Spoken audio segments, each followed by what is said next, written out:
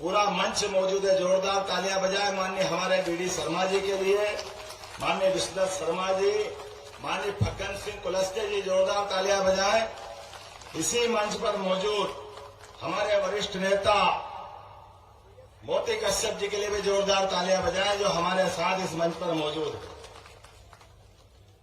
माननीय मंत्री, हमारी जुझारू मंत्री, पीएचई मंत्री श्रीमती संपत्तिया उइके, आप ताली बजाते रहो, मैं नाम लेता रहूंगा।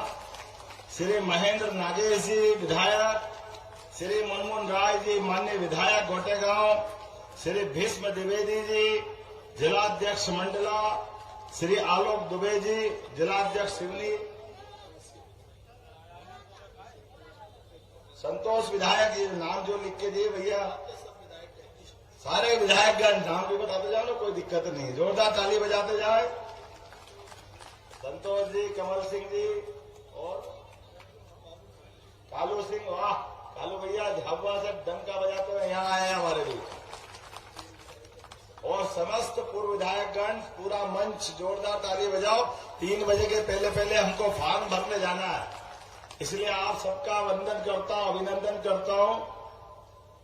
माननीय विश्वनाथ शर्मा जी ने बहुत अच्छे से विस्तार से बात कही है, और हमारे लिए सौभाग्य की बात है, मां नर्मदा के किनारे ये पवित्र धाम भगवान श्री राम के जय जयकारे के साथ माननीय मोदी जी का जो विजय रथ प्रारंभ हो रहा है, तो मंडला तैयार है कि नहीं? मंडला लोकसभा तैयार है कि नहीं है? इधर से आवाज नहीं रही, आप तैयार हो कि नहीं? तो अब मेरे हाथ मेरे साथ मिला करके जोर से बोलो, जय जय श्री राम, जय जय श्री राम। अयोध्या से अरब तक, कहां है अरब?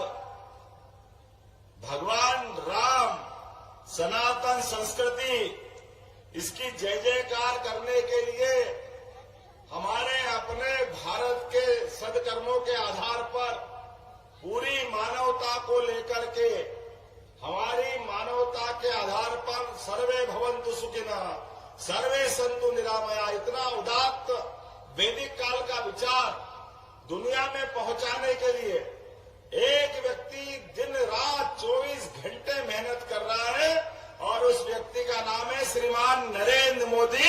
हमें गर्व है हमारे अपने यशस्वी प्रधानमंत्री के ऊपर, और कई जन्मों के पुण्य के बाद हमारा भाग्य ऐसा आया, इतना पुण्य पुरुष हमारे बीच में है, जिसका अपना स्वयं का कोई मकान नहीं, स्वयं की कोई जायदाद नहीं, स्वयं का कोई परिवार नहीं, लेकिन 142 करोड़ लोगों को अपना परिवार समझता है।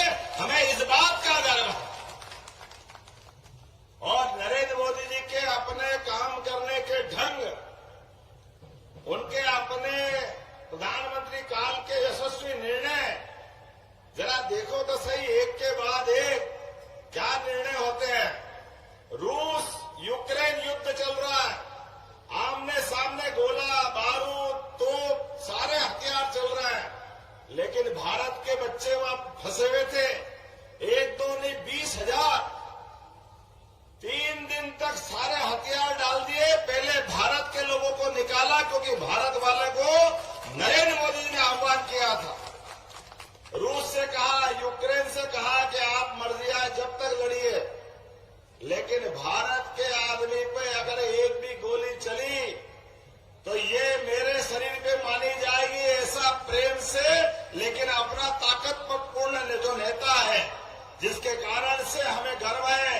हमारे बच्चे तो हमारे बच्चे, अगल बगल के पाकिस्तान जैसे कट्टर दुश्मन के बच्चे भी भारत माता की जय जयकार करते हुए धूमधाम से सबके बीच में निकल करके आए, और एक अवसर नहीं, लगातार कितने अवसर। मैं जिस क्षेत्र में हूं, इस क्षेत्र के लिए बात करेंगे। 80 करोड़ लोग, हमने राम भगवान की जय जयकार करी तो ऐसे ही नहीं करी। राम राज्य में कोई भूखे नहीं मरता था, भगवान कृष्ण के काल में कोई भूखे नहीं मरता था। वो सनातन संस्कृति को स्मरण कराते हुए आज भी 80 करोड़ लोगों के लिए दोनों समय का निःशुल्क राशन अगर कोई दे रही तो हमारी सरकार दे रही, माननीय मोदी जी दे रहे।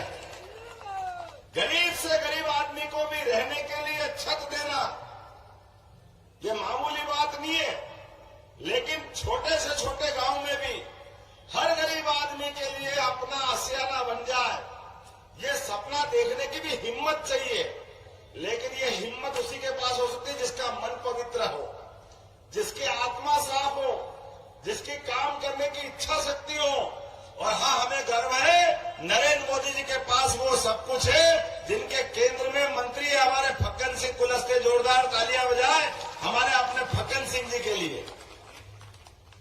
कौन से मामले, किस किस तरह की बात करें। धारा 370 कश्मीर के मामले में उलझा करके पटक दिया, 40,000 लोगों की हत्याएं हुई। इसका जवाबदार कौन? इसका जवाबदार है कांग्रेस पार्टी, जिन्होंने इतने लोगों के लिए धारा 370 लगा करके मौत के मुंह में धकेला। हमारी पार्टी ने जनसंघ के जमाने से इसका विरोध किया था। हमारी पार्टी के राष्ट्रीय अध्यक्ष डॉक्टर श्यामा प्रसाद मुखर्जी ने 1951 में इसका विरोध करते हुए अपना बलिदान कर दिया। लेकिन दुर्भाग्य के साथ कहना पड़ रहा है, कांग्रेस सही सारे लोग केवल हिंदू मुसलमान और केवल अल्पसंख्यक वर्ग के वोट के लिए इस बात को भूलते गए, जैसे भगवान राम के मामले में भूलते गए। आप बताओ, धारा 370 भी हट गई, भगवान राम का मंदिर भी बन गया, कहीं हिंदू मुस्लिम दंगे हुए क्या? ये एकमात्र कारण, इनके अपने वोट के चश्मे के कारण से ये समस्या उलझाई गई, लगातार लटकाई गई।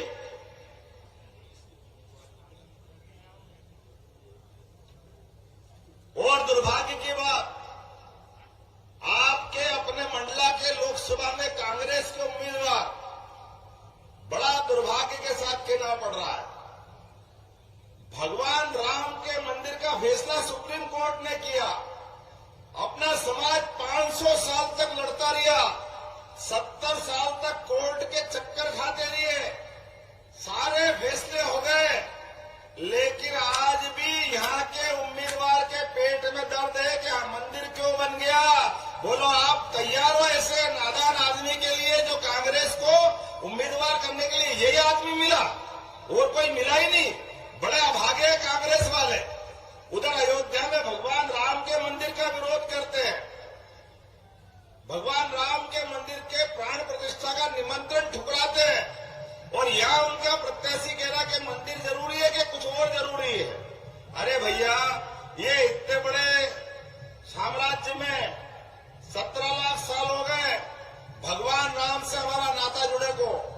हम तो राम राम करके अपने सुबह की भगवान के दिए हुए आशीर्वाद से दिनचर्या प्रारंभ करते हैं। अनजान से अनजान आदमी भी तो आराम राम के पास ही जाते हैं, और राम नाम सत्य हो तो भगवान आनंद मनाते हैं। लेकिन हे दुर्भाग्यशाली, तेरे तो किस्मत फूटे, तू भगवान राम का विरोध कर रहा है, भगवान राम को ठुकरा रहा है। क्या ठुकरा ले भाई?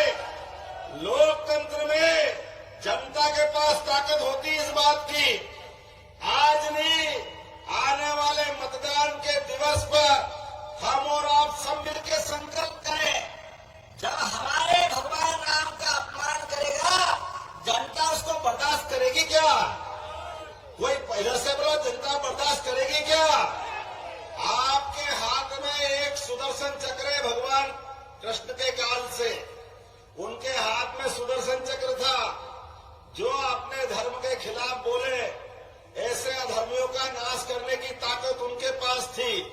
मैं यही ताकत आपके पास लोकतंत्र में मोदी जी के लिए बताता हूं। जिन जिन लोगों ने अपने धर्म ग्रंथों का, धार्मिक स्थान का, विकास के मामलों का, माननीय मोदी जी के काम का अगर विरोध करे, आपके पास भी उंगली है। आपकी उंगली कहाँ जाएगी? जब बिजली नहीं थी तो सुदर्शन चक्र चलता होगा, अब तो बिजली है, मतपेटी में सुदर्शन चक्र रखा हुआ है। इधर आपने पी दबाया, उधर ची निकला, अपने आप ठिकाने लगेगा। लगेगा कि नहीं लगेगा? आप सबको अपनी उंगली का सदुपयोग करना है। केवल ये कीचड़ में फैलते हुए कीचड़ के ऊपर निगाह दौड़ाना है। और आपको क्या खिलाना है? क्या खिलाना है? जरा बताओ, खिला के क्या खिलाना है? इधर आवाज नहीं आ रही, क्या खिलाना है? हम और आप सब मिलकर संकल्प करें। बोलने के लिए बहुत सारी बातें हैं। इसी मंडला में अपनी सरकार ने, माननीय मोदी जी के आह्वान पर यह सरकार बनी है। 163 से ज्यादा विधायकों के साथ आपने मोदी जी की बात मानी। हमने नारा दिया था, मध्य प्रदेश के मन में मोदी और मोदी के मन में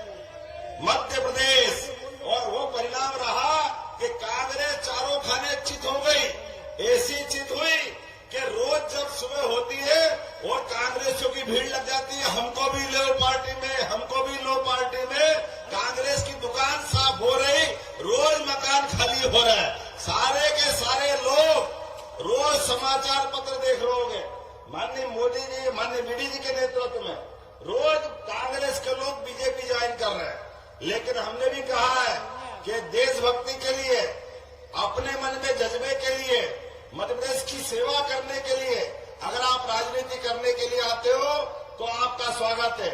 लेकिन आपके मन में जरा भी गड़बड़ है तो भाजपा में आपकी जगह नहीं है। आप जहां वहीं बने रहिए। बहुत सारे लोग आ रहे हैं, लेकिन अभी हम छांट के ले रहे हैं। जो आएंगे उनका स्वागत है। हमारे साथ चलने की हिम्मत चाहिए। घर फूंक तमाशा देख, ये पार्टी इस बात के लिए जानी जाती है। आप अंदाज लगा लो, कल का समाचार, कल का टीवी पे समाचार देखा होगा, ये इसी देश के अंदर है। अपने यहाँ लाल बहादुर शास्त्री जी कांग्रेस के नेता थे, रेल दुर्घटना हुई। रेल के घटना के कारण से स्वयं ने इस्तीफा दे दिया, क्योंकि रेल की दुर्घटना की जवाबदारी उन्होंने ली। हमारे अपने लालकृष्ण आडवाणी जी, उन्होंने कोई झूठा आरोप उन पे लगा कि इन्होंने दलाली खा ली। केवल एक डायरी के कागज पे, सादे कागज से लिखा था, वो भी एल के। वो एल के लाल कृष्ण है कि कुछ लाल राम है मालूम नहीं, लेकिन इतने मात्र से इस्तीफा दे दिया। और उन्होंने कहा मैं तब तक मंत्री नहीं बनूंगा, चुनाव नहीं लड़ूंगा जब तक बेदाग बरी नहीं हो जाओ।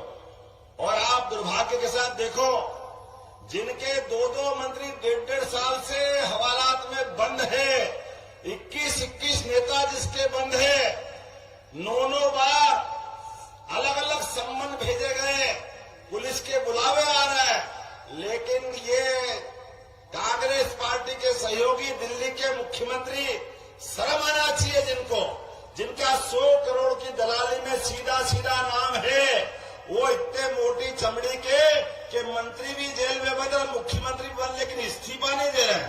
ये दुर्भाग्य की बात है। लोकतंत्र में ये बर्दाश्त नहीं किया जाएगा।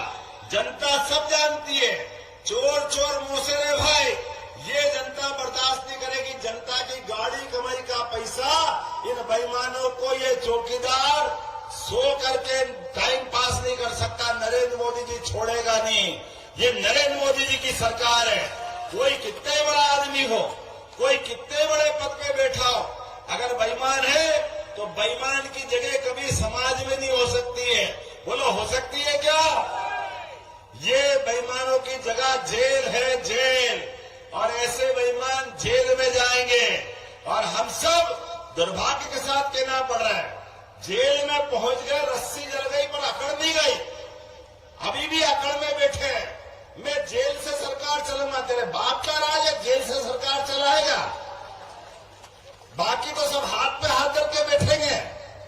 अरे भैया होश में आ यार, जरा दुनिया में जरा देख, दुनिया का सबसे बड़ा लोकतंत्र, और ऐसे लोकतंत्र का एक अपना गरीब आदमी के परिवार से निकला हुआ एक विराट व्यक्तित्व का धनी नरेंद्र मोदी जिनका नाम है, निष्कलंक पूरा जीवन जिनका है, 15 साल मुख्यमंत्री रहे, 10 साल प्रधानमंत्री रहे, बाल बराबर भी जिस पे आरोप नहीं, ऐसे पवित्र आदमी की सरकार में ऐसे बेईमानों के साथ देश को जाने के लिए कोई मंजूरी नहीं मिलेगी। ऐसे आदमी के लिए एक बार नहीं 100 बार भी जेल जाना पड़े, इनको भेजना पड़े, तो हमारी सरकार पीछे नहीं रहेगी।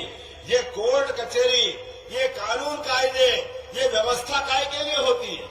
ये इसीलिए होती है कि आदमी के जीवन में अच्छा आदमी समाज जीवन में रहे और खराब आदमी जेल में जाए। मैं आपके माध्यम से आह्वान करना चाहता हूं, आने वाले समय में ऐसे एक नहीं बहुत सारी बड़ी भीड़ है जिनके जीवन में यही रास्ता है, जमानत कराओ, जनता में जाओ, वोट लो, चुनाव जीतो, बेवकूफ बनाओ। लेकिन ये सरकार ऐसे लोगों को बर्दाश्त नहीं करेगी।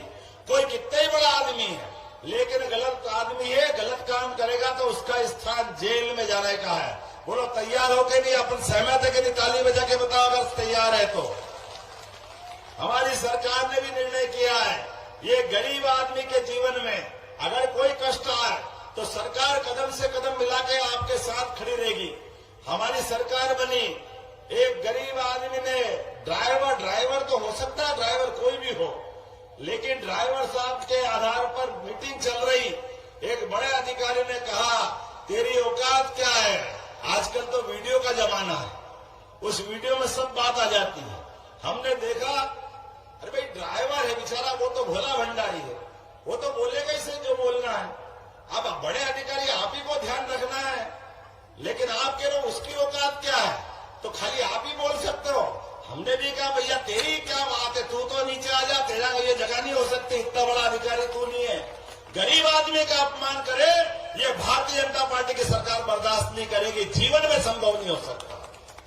हमारी सरकार में सबसे पहला सम्मान गरीबों का, सरकार पे सबसे पहला अधिकार गरीबों का, किसानों का, युवाओं का, महिलाओं का। माता बहनें बैठी है, लाडली बहनों के खाते में हर महीने पैसे आ रहे कि नहीं आ रहा, ताली बजा के बताओ, कोई महीना खाली नहीं गया है। और क्या किसान क्या जवान, ये समान दृष्टि मोदी जी ने दी है। इसलिए प्रत्येक किसान के लिए किसान सम्मान निधि हमारी सरकार बराबरी से दे रही है। हर एक प्रकार की योजना के लिए, सभी प्रकार के लिए धन की कोई कमी नहीं है, लेकिन देश और प्रदेश के विकास के लिए, आने वाले समय में भारत को नंबर 1 का देश बनाने के लिए हम और आप सब मिलकर संकल्प करें कि हम आने वाले समय में फिर एक बार अगर आप सहमत हो तो खड़े हो जाओ और बांधो मुट्ठी और तय कर लो, फिर एक बार अब की बार